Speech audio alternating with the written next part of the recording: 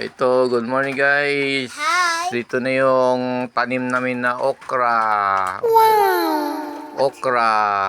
Wow. Tingnan nyo naman yan. Wow!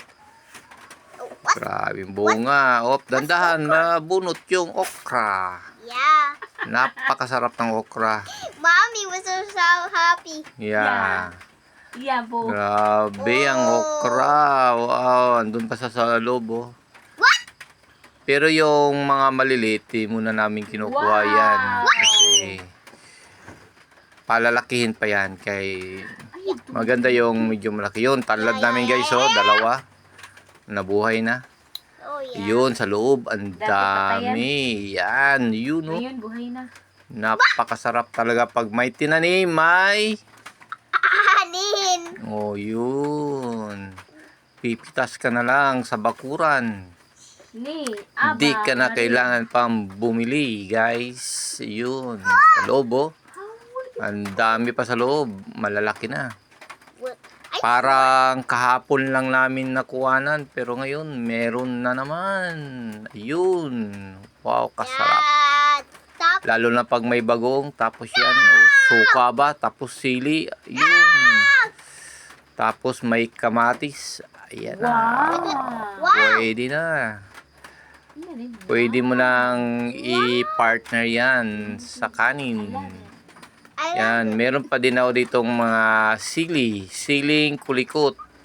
Yan, malilit na yung bunga niya kasi matanda na. Malapit nang mamatay ang sili ko, pero namumunga pa rin. Napakadaming bunga pa. Wow. Yun oh. Yun, oh. Siling kulikot. Maganda. Likot, si Panghalo sa tinola. tinapay. Tinulang isda. What a bread? Yun, ang sili ko. Maraming bunga. The paper, Maliit pero maanghang. makes a bread? Yun, katabi ng rose. Look at Rose. that. Ang ganda ng bunga rose.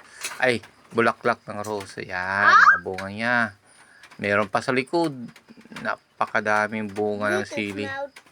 Minsan may nanghihingi, siyempre bibigyan din natin. Yeah. Yun, may tanglad ako dito.